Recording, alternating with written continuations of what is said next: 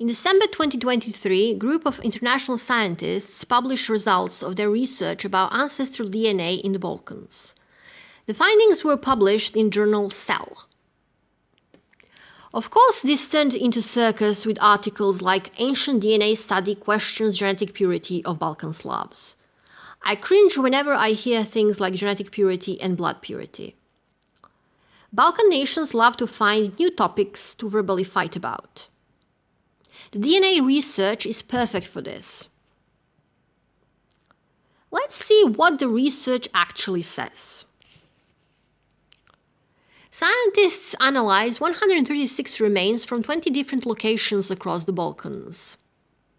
The locations included big Roman cities, military fortresses, and small rural towns. There are 3 time periods they focused on: expansion and height of Roman Empire, 1st to 250 AD, late imperial period, 250 to 550 AD, time after the collapse of the ancient Rome, 550 to 1000 AD. For the first period, 1st to 250 AD, scientists expected to find a significant number of Roman genes, and they didn't find them. This opens discussion about how many Romans moved to the Balkans. The mainstream history always assumed that Romans moved to the Balkans as Roman Empire conquered the land. Scientists now suggest this wasn't true. I have to point out that ancient Romans practiced cremations. We shouldn't see many Roman remains from this period. Romans stopped with cremations only after they accepted Christianity. Christianity was against cremations because people cannot be resurrected if their remains are cremated. Nowadays, most Christians accept cremations. Some Romans did bury their dead. But we have to remember that ancient Rome included people from different parts of the empire. They had different funeral traditions. The study mentions ancient town Viminacium in modern-day Serbia. Viminacium had 40,000 inhabitants at its peak. The 40,000 is huge for ancient times. One body from Viminacium belongs to a 16-year-old African from modern Ethiopia or Sudan. This area did not belong to Roman Empire. How come this boy arrived to Viminacium? Tests prove that he grew up in Africa. Some scholars see Roman Empire as global empire. They wanted to use DNA to test this idea of globalization. It turned out that people from Western Anatolia, modern-day Turkey, moved to the Balkans in large numbers. This is logical due to proximity of Anatolia and the Balkans. But there were no mass migrations from modern Italy. The next period, 250 to 550 AD, saw influx of people from 2 groups: Central and Northern Europe, Pontic Kazakh steppe. The steppe people are sometimes called Sarmatian Scythians. Scholars believe that Sarmatian Scythians were in confederation and migrated together. Some sources would call them Huns. Archaeologists discovered artificially deformed skulls. This custom is typical for steppe. This is similar how women in China used to bend their feet to change their shape and size. People from Northern and Central Europe also moved together. Scholars think they were Goths. Gothic presence in the Balkans is rarely discussed. Goths were a Germanic tribe that branched into Visigoths and Ostrogoths. Visigoths moved to the area that now belongs to modern Spain, Ostrogoths had kingdom with center in Ravenna, modern Italy. Ostrogoths would be close enough to mingle with Balkan population. The last large genetic shift in the Balkans happened around 700 AD. Slavs joined the party. After 700 AD, individuals in the Balkans have very similar ancestral composition to present-day groups in the region. The Balkans has no significant percentage of Turkish genes. All those stories about Serbs being Turkish rape babies were pure anti-Serb and anti-Turk propaganda. What's controversial about the findings? The DNA research confirms that mass Slavic migration happened. Whole Slavic families moved to the Balkans, including women and children. Today, Balkan residents have 30% to 60% Slavic ancestry. People in North Balkans have more Slavic ancestry than those in the South.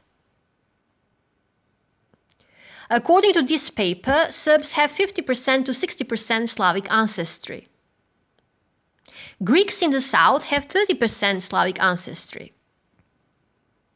People living on Aegean islands have least Slavic ancestry, 20%. Since Slavic languages aren't spoken in Greece, this means that Slavs were assimilated and their descendants now identified as Greeks. I have to notice that these findings confirm Byzantine Emperor Constantine VII writings about Slavs. The ancient DNA can be used when historical sources are scarce or when we don't know whether sources are biased or not. Serb enemies like to claim how Constantine VII invented Serbs. Or they claim that Serbs moved 2 centuries after the rest of Slavs did. The invasions of the Slavs destroyed Viminacium, which was never rebuilt. Today, Viminacium is a gigantic archaeological site where more than 10,000 tombs were already excavated. That's why Viminacium is often mentioned in the research. There are interesting findings about Serbs and Croats. We found there was no genomic database of modern Serbs. We therefore sampled people who self-identified as Serbs on the basis of shared cultural traits, even if they lived in different countries, such as Serbia, Croatia, Montenegro, or North Macedonia, said co-author Miodrag Grbić, a professor at the University of Western Ontario, Canada.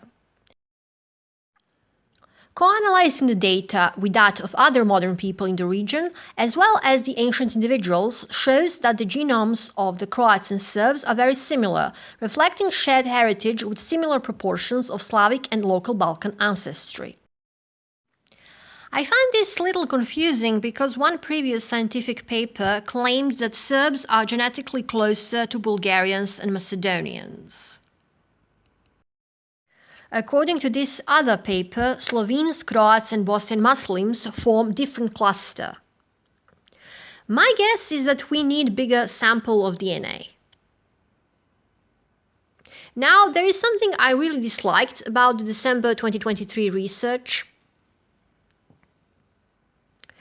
Carlos Lalueza Fox is a Spanish biologist that specialized in the study of ancient DNA.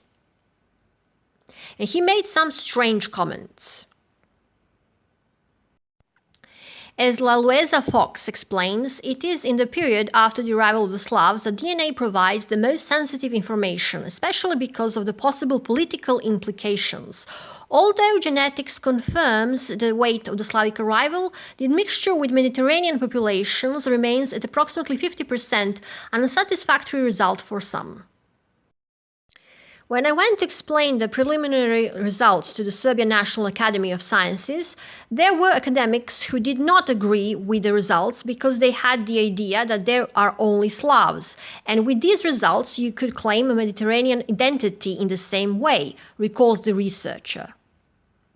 Ethnic identity often has political consequences. The Serbs are Southern Slavs, and there is an affinity there with Russia, including its policy in Ukraine, which far outweighs that of the rest of Europe.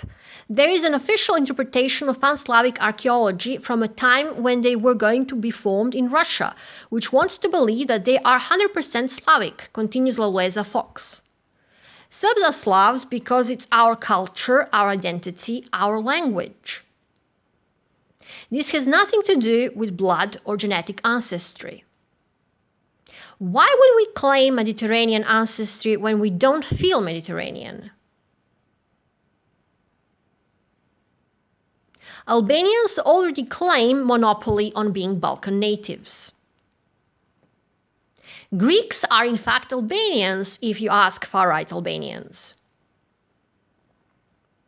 Far-right Albanians harass and bully Serbs online whenever Serbs mention that they have some native ancestry. So it's easier for Serbs to fully embrace their Slavic origin. I find it macabre funny that everything today has to be connected to Russia and Ukraine. It is malicious to imply that Serbs want to be Slavs only because of Russians. Serbia respects sovereignty and territorial integrity of Ukraine. Serbia condemned Russian attack on Ukraine. It is sad day to see that even scientists are victims of anti-Serb propaganda.